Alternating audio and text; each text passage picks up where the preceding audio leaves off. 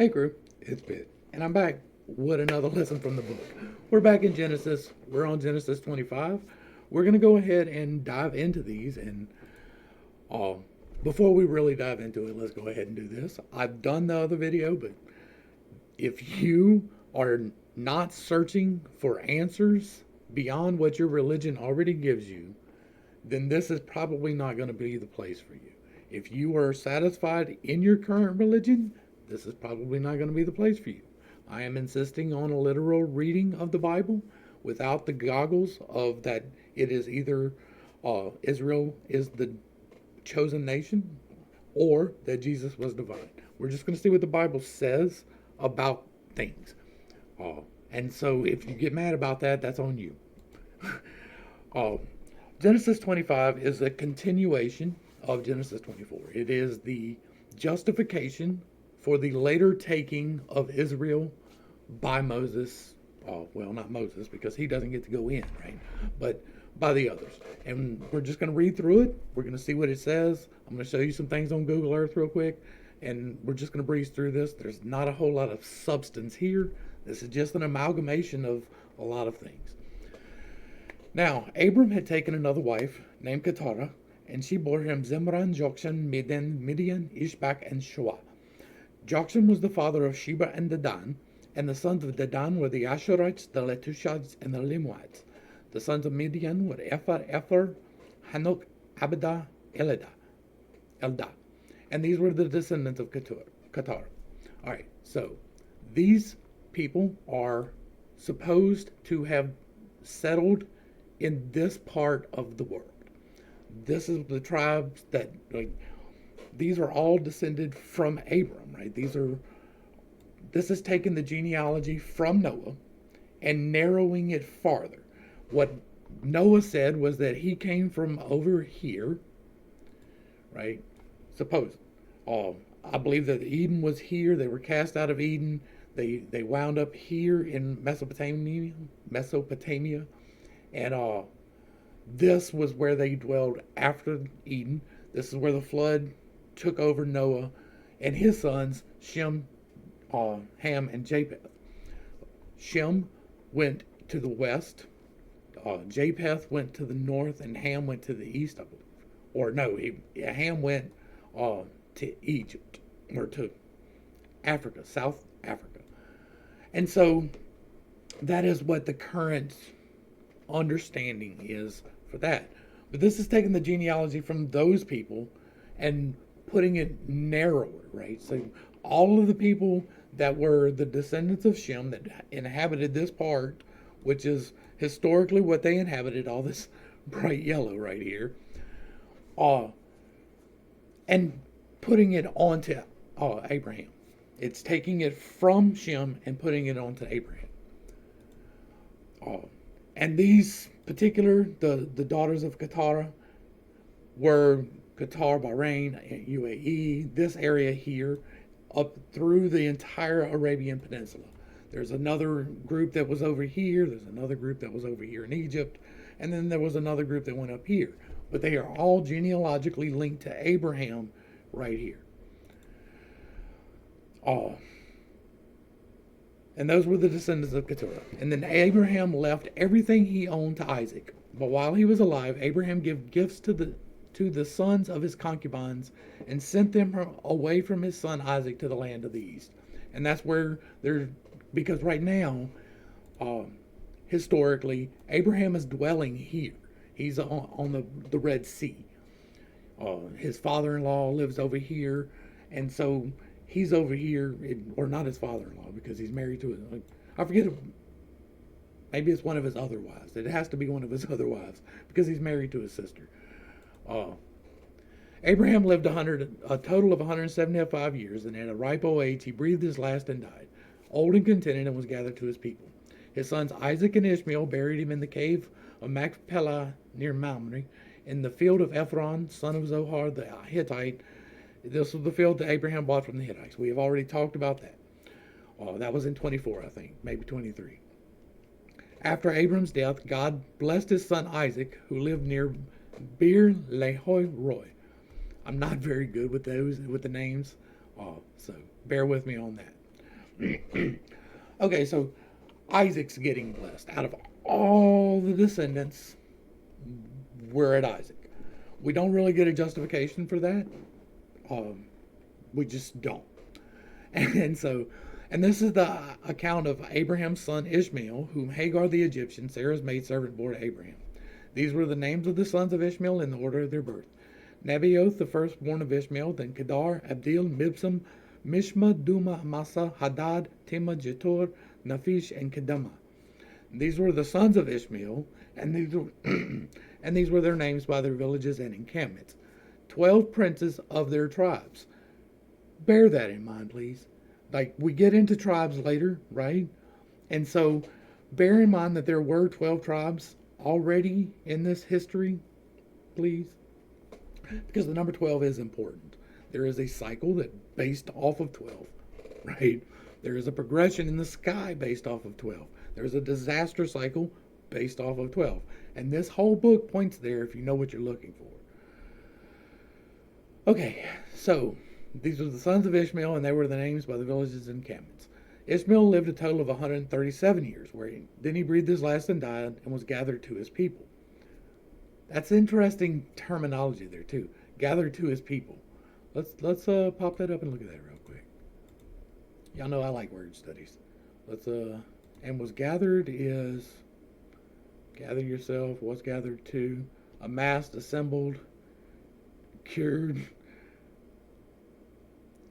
So if I was to make an inference right here, and I'm going to, this would be returning to the source. That's what this would be.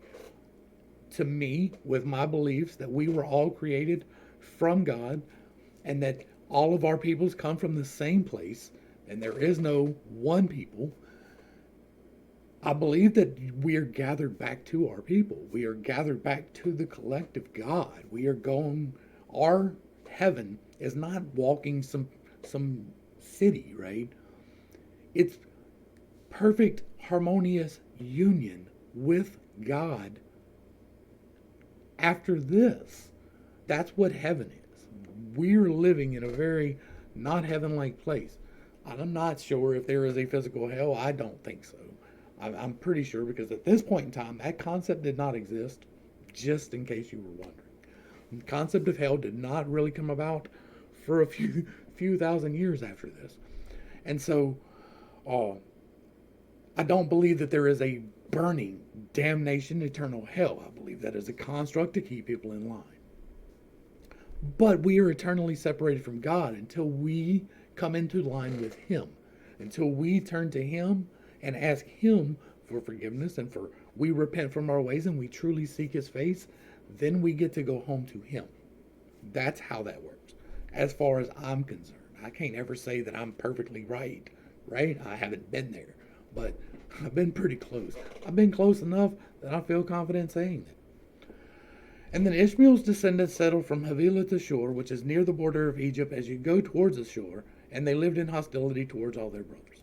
All right, so that is the ones that live from here to the east of the Nile and up this way into Assyria. Because Ashur, right here, is the basis for Assyria, which later becomes Syria. So yeah, this is the basis of the Assyrians, right? When the Assyrians come to attack Israel, this is who it is. This is where it's based from. They are Ishmael's descendants, and they settled in this land. I wonder why they would be upset.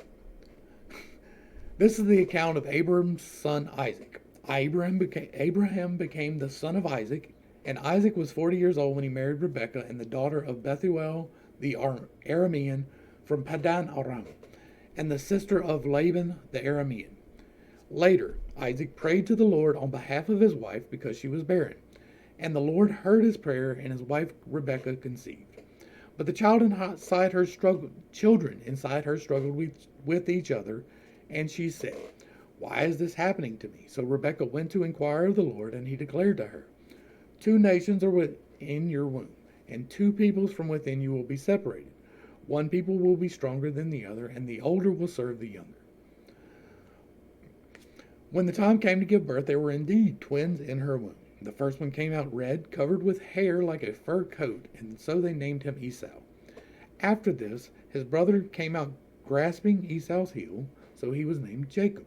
And Isaac was 60 years old when the twins were born. So they were married at 40. At 60, he prays and it's like, hey, I'd like to have some kids, and he gets some kids. And these two kids, out of all the kids, these two kids are going to be two nations, right? So these two nations are going to overtake the world. Why is all the rest of the descendants excluded? Because it doesn't line up with Moses. Why does Jacob win out over Esau? Because it lines up with Moses. Like, I don't know the full story, but I do know that this book is an amalgamation of a lot of stories, and a lot of these stories are repeated in this book. Like in Genesis, we've already seen a repeat of several stories, and so now we're coming up into a part that doesn't make sense, right? For a just and rightful God. But when the boys grew up, Esau became a skillful hunter, a man of the field, while Jacob was a quiet man who stayed at home. And because Isaac had a taste for wild game, he loved Esau, but Rebekah loved Jacob. And one day, while Jacob was cooking some stew, Esau came in from the field and was famished. He said to Jacob, "Let me eat some of that red stew, for I am famished." And that's why he is also called Edom. "First, sell me your birthright."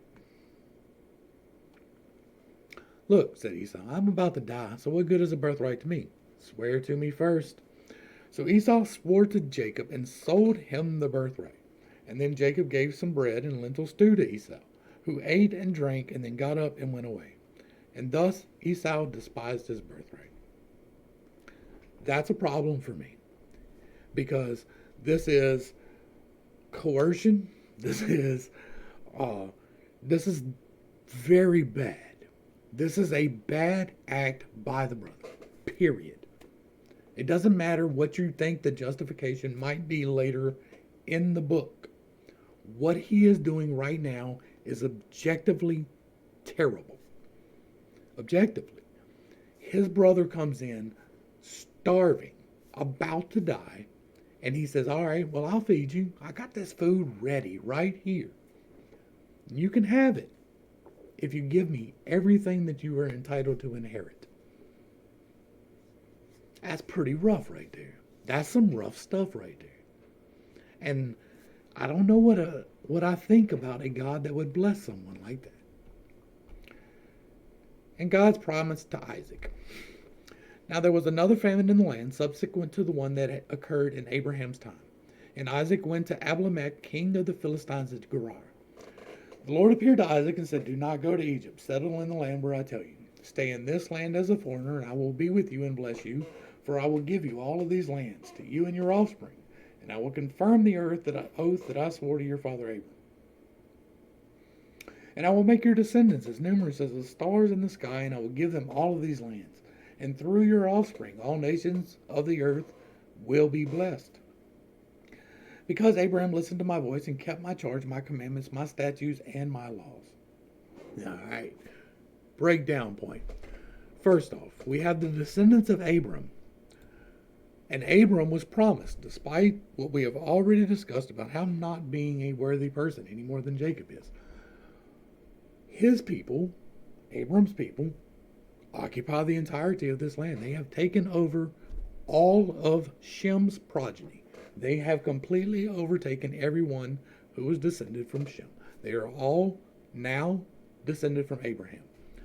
And so God has fulfilled his promise to Abraham, right? So why does it need to be narrowed further? Why does it need to be brought down to Isaac to say, "I'm going to make you specifically, not your brother Esau or any of your brothers, but you specifically are going to be the one"? That's a problem. A lot of people are going to put that on Jesus. They're going to say, well, because Jesus is coming later as the redemptive thing, that ties into this. And that is a stretch. You are pulling something out of your because these men are not God-fearing men. Well, that's pushing. They are not what we are given to expect as examples. And by that I mean we have, first of all, a continuity issue right here in this verse. Genesis 26:5. Because Abram listened to my voice and kept my charge, my commandments, my statutes, and my laws. Well, guess what? Guess what? We don't have those yet. They do not exist yet. And even if we had the Ten Commandments at this point, which we do not, if we had them, the statutes and the laws and the commandments, right? My commandments right here say, you shall not commit adultery, you shall not bear false witness, and you shall not steal. Well, guess what? Abraham did all three of those things in this book. He lied and said that his wife was his sister multiple times in order to steal from the people he was deceiving and tricking into adultery. He broke 3 commandments in one go multiple times. But he kept my charge, my commandments, my statutes, and my laws. That is a fundamental problem here. As not to detract from the overall message of this book. The overall message of this book was summed up with Noah. We talked about the covenant of the rainbow. That is the sum. Jesus gave you the sum again. It's the same thing. Love the Lord thy God with all of thy heart, all of thy soul, and all of thy mind, and love your neighbor as yourself. That requires you to love yourself too, by the way. But if you do that, then you keep the law. Then you don't tell somebody because you're fear that this wife of mine is my sister, even though it is a sister, so that they will sleep with her so you can extort from them lands. That's how God's going to fulfill that? No, not a just and righteous God. And so we have a fundamental problem here. The book of Genesis breaks the book. That is not to take away from the message and the overarching good that has been done by the book. But this is a fundamental flaw in the base religion for almost every religion, right? The big 3. This is the fundamental flaw for Judaism, Christianity, and Islam. This is a problem. Despite the fact that we don't even have the commandments or the laws yet. Right? So this is an addition. This is added in to make the story fit what Moses needed. And that's, again, not to take away. That's not to say it was not a needed thing, but it was never necessary. Isaac deceives Abimelech. This is why we talked about that other part right there. So we're getting here. So Isaac settles in Gerar. But when the men of that place asked about his wife, he says, she is my sister. For he was afraid to say, she is my wife. Since he thought to himself, the men of this place will kill me on account of Rebekah, because she is beautiful. And when Isaac had been there a long time, Abimelech, the king of the Philistines, looked down from the window and was surprised to see Isaac caressing his wife Rebekah. Abimelech sent for Isaac and said, so she is really your wife? How could you say she's my sister? Isaac replied, because I thought I might die on account of her. What is this you have done to us? One of my people could have easily slept with your wife, and you would have brought guilt upon us. So Abimelech warned all the people, saying, whoever harms this man or his wife will surely be put to death. This is the same story that his grandpa went through, his dad, or his grandpa, I can't remember. It gets confusing, right? And that's the details that I don't keep. I keep the overarching message. I read through this, I pick up the message, and I leave the details because the details aren't that important. We don't need to know that Isaac and Abram both did the same committing of the same sins and not keeping the commandments. We just need to know that they didn't. So what is this? Okay. Now, Isaac sowed seed in the land, and that very year he reaped 100-fold. And the Lord blessed him, and he became richer and richer until he was exceedingly wealthy. That does not sound like the right. There are there are forces out there, and some of them are confusing. Some of them are terrifying, and some of them are beautiful. And some of them lead you towards God, and some of them lead you away from God. Some of them tell you to worship God, and some of them tell you to commit sacrifice in the name of God.